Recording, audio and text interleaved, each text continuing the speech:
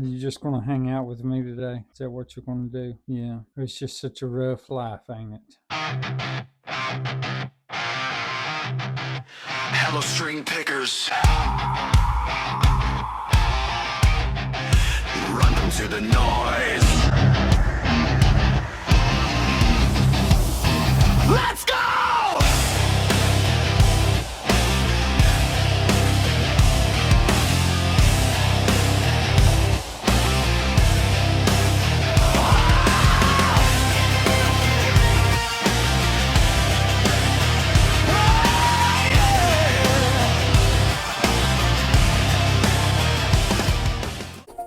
Are you really gonna look at this cute face and not subscribe? Welcome back, all of you string picking guys and gals out there, to part 2 of the Fender Squire Stratocaster rebuild. I just can't tell you how excited I am. I mean, really, this guitar is just the culmination of the last 35, 40 years. From the first time I seen one of these, that was an actual Strat, like I said in my last video. I wanted one like that, but I'm a broke redneck. I can't afford to pay no $4,000 or $5,000 for a Stratocaster. My dream guitar of all time is a 1974 Fender Strat, completely stock with the black pickguard and the tobacco sunburst, just like Stevie Ray Vaughan's guitar. I want one of those so bad, but I want it in my birth year. This one, however, is fascinating because when I first got into guitar, I heard one of these and it just sounded amazing. And believe it or not, I plugged this thing up when I brought it home with rusty strings on it. Sounds amazing. I mean, just amazing. Great guitar. This guitar was made in October of 2019 in Indonesia. And I think that this one has got some really good qualities to it. All of the frets were good. I think I had to pick one fret down just a little bit. I'm going to check those again before I do the final assembly and get everything back together. But yeah, if you guys like this kind of stuff, then oh yeah, go ahead. Like and subscribe, by the way. Okay, you feel better? Okay, all right.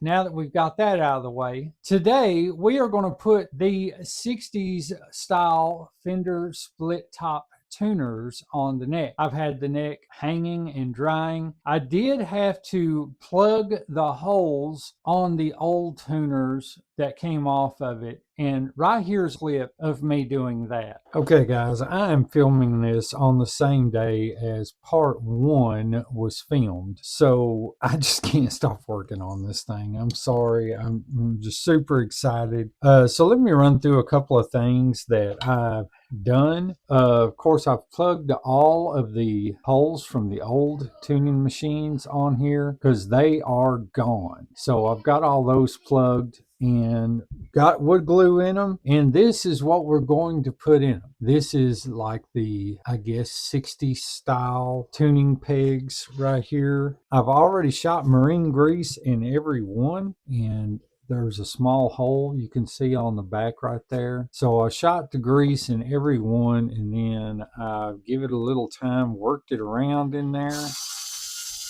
And these work really good. There's no catch, no play, nothing like that in them. So this is what is going back on this thing. And the reason why I'm plugging all of those other holes is because I'm going to have to drill new holes for these tuning machines, because these tuning machines take a screw here and here as opposed to down here and up here like the other ones did. I just don't like those other tuning machines. I don't think I've ever found a set of them that operated the way it's supposed to. And even taking those off, they were just horrible. I didn't care much about them at all. So I got the bushings here to go in and the screws to go in as well. But yes, these will go in this neck. And you guys can see right here, if it's, I don't think the pegs are going to let it go down. Yeah, maybe, I don't know. But these are going to go on here. I'm going to have to line them up and then drill the holes for them. But what I am going to do right now is I'm going to put all of these away in the big magnet tray, and we're going to set these off to the side because I just got done plugging those holes just a few minutes ago, and I'm going to let these set overnight and then come in and clip all those off and shave them and sand them down. Right now though, we are going to put some flits on this, and we're going to shine up these frets. I'm going to reach right by you guys to grab the flits. I'm also going to put some lizard spit on this nut right here. It looks like it's had graphite in it at one point in time. A little bit more will never hurt. Let's go!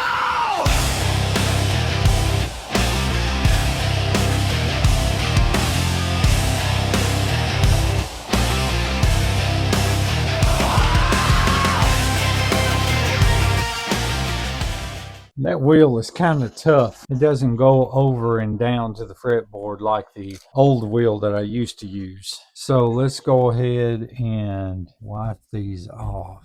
Oh yeah, that's making a huge difference. Really nice polished frets. Not bad at all. Now we're going to look at the truss rod. Make sure, absolutely sure, that this neck is good and straight. And usually I like to do that with my little pen light. And there is quite a bit of relief right there in the middle. So we're going to tighten that up. And in order to tighten that up, we're just going to turn this baby to the right. Oh yeah, that's perfect. We put our size 10 D'Addarios on there, then we'll know that it should pull enough on the headstock in this neck to get it within spec. However, we will check that. But as of right now, this is still, I've got quite a bit of a drop right there that's going to take. So we're going to let this go overnight and go ahead and put some lizard spit in the nut, and we're going to let it set and dry in the nut slots, so that way when it comes time to put strings back on this thing, all of that will be dried up and it'll leave all that graphite behind that's in this liquid. I also recommend that if you do use graphite, you can also use just a pencil. I have used a pencil for years and years and years. There's other lubes that you can put in the nut slot, but I've always been a fan of graphite. I've always been a fan of how well it works, how the longevity of it, how long it stays and everything. But yeah, man, that is a good looking neck right there. Good looking neck. I don't know if the actual Fender Stratocaster is a good neck, but I tell you what we're going to do. I'm going to go ahead and clean this nut slot out because it's got some schmutz in it. I don't like that at all, and I don't know what it is. So let's get a Q-tip out here.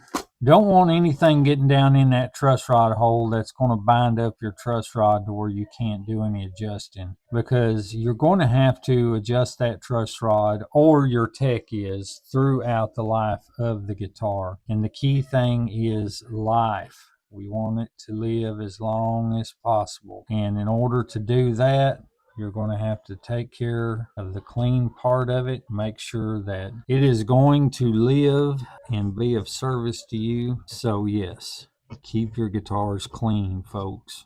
I cannot stress that enough. One particle of dust getting into a potentiometer can create problems. One little particle of dust. That's all it takes.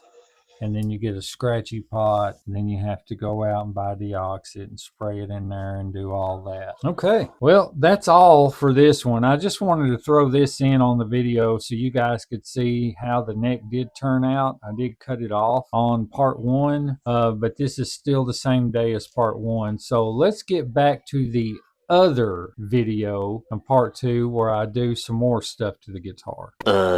Okay, so you can see we put lizard spit in the nut. We've got our little toothpick dowel pins and plugged all the holes up and everything. So today we're going to clip those out. Probably going to do that on a time lapse and just get everything kind of ready to go for the tuners to go on that neck. And then may do a couple of little things to this guitar and try and get this guitar prepared for what has to happen to it in part 3. I still haven't thought of a name for this guitar yet. I'm really, everything in me says to call it Ghost, but I really don't want to do that because in honor of Donnie's memory, I just don't think Ghost would be a good name. So I'm thinking that I'll just have to come up with something, or maybe you guys can give me some ideas, because this one is going to be around for a long time. I can already tell you. So while we're sitting here just flapping our gums, let's get over here on the bench and try and move Mr. Bick back here out of the way so he could let me work. He's all stretched out and he's going to keep me from it. So maybe I can find him a toy and he'll play on the floor with it a little bit. New blood knocking at the door. Hear that amp? We want more! Turn it up, let the speakers roar. Crank that tone till it shakes the floor. From the obscene studio to the world we go. Metal hearts, one sound, let's go!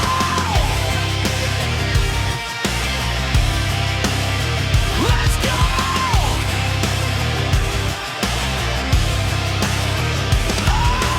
go! Okay, so let me explain what I have done.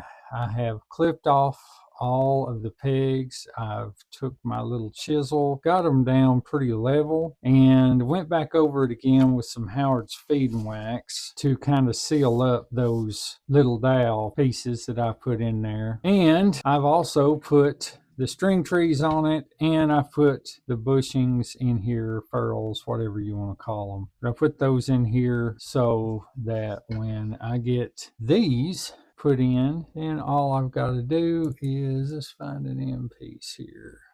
Here's one. I can put these pieces in just like this right here, and it will, and I was worried about it, but it will cover up all those little dowel pins. So that's going to be super, super cool. And plus, we get to use these split top 60s style tuners. These things are pretty tight. They work really good. Look, buddy, you're going to have to go. You can't be up here. Let's go down in the floor. Find something to knock around down there. I love him, but he just doesn't know what personal space is. So what I'm going to do now is I'm going to put all of these in here, and I'm going to mark where they go. That way I can drill the hole, because that is something that we're going to have to do, is re-drill these holes. Let's go!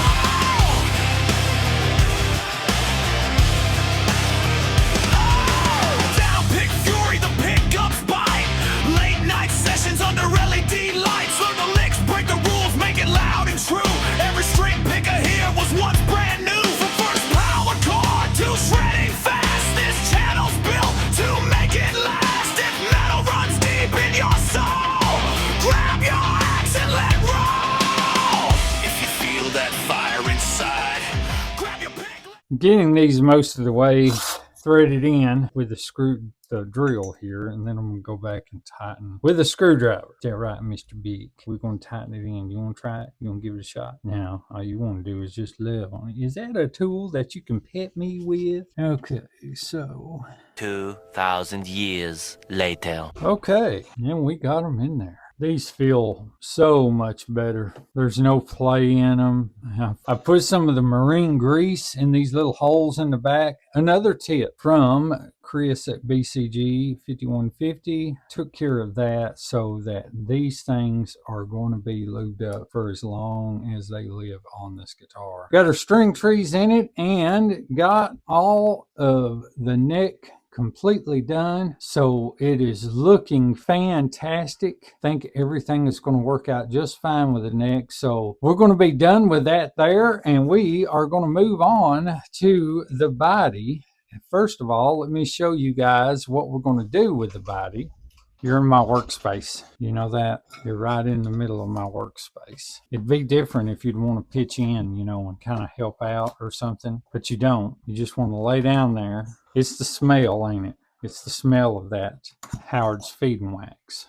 You just like it so much, you just got to come up here and hang out. Okay, so what we're going to do with this is we are going to take this out here and we're going to do a pure tone output jack right here. I'm not changing the color scheme at all. The color scheme is going to stay the same. I did think about doing a black pick guard with white knobs and pickups, and then black here, and then black hardware on the headstock. However, I do not want to do that because I want to keep it as close to that Fender Strat that Donnie owned back in the day. However, I did think about replacing these pots, but these pots are in really good shape. This one was a little bit scratchy when we first got into it, but everything looks awesome. I am going to get rid of this chiclet right here. I have a 0.4047 orange drop capacitor coming in that I'm going to put on these right here and get it close to darkening up like they used back in the day. I know that that's not a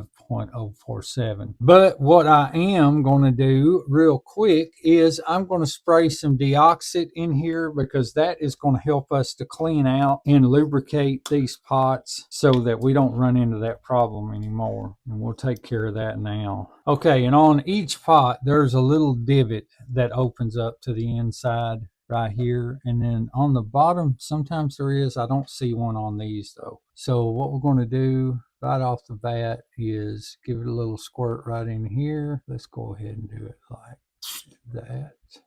Well, you didn't like that, did you?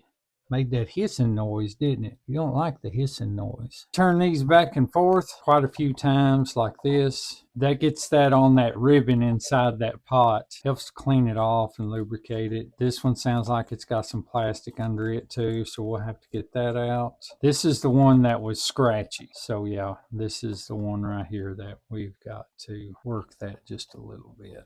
But yeah, so let's go to the thoughts and opinions part of the video, our journey so far. 6.5 hours later. Well, string pickers, that there's part 2 of this Fender Squire Stratocaster, and this is the original, like, super cool cat. This is Mr. Bick. Those of you that's never watched before, Bick is kind of the studio manager. He kind of hangs out in here. You've heard in the video, you know, he's more attached to me than our other 2 cats are, but he just loves being back here, loves to watch me work and stuff. So you need to leave that alone. Yeah, I love you too. So you've seen, we are getting close. We're getting really close. I am waiting on a 0.047 tone capacitor that should be here tomorrow, and then we can start assembling this thing and getting it back together. I do want to get in the back and look at the tremolo on it, see if there is any way that I can get that off of the deck and get it to float just a little, because I do want to use that, and right now it's kind of decked pretty hard. So I do want to use that whenever I can, not all the time. Everybody knows that these trim systems are made just for vibrato. They're not made for deep dives or anything. But the neck turned out great. I mean, those split top tuners went right in there. They look awesome. They feel great. The body looks awesome. We've sprayed deoxit in each one of the volume and tone pots, and those are moving freely. I am super excited. Next video, you guys are going to hear this thing play. You're going to hear this thing absolutely tear it up. And I just can't wait. I can't wait to get it together, get it strung up. I've got a couple of little extras showing up for it that I think is going to set it off. And I can't wait for it. So guys, that's all I got on this video. Thank you for stopping in to watch part 2 of this series on the reassembly, rebuild / make it great again kind of guitar. I do so thank you for the comments, the likes, the shares, whatever you guys do. I really do appreciate it. I do want to say, as always, I pray that you and yours are having the most blessed day ever. And I pray that God is with you all. Until next time, later. Let's go!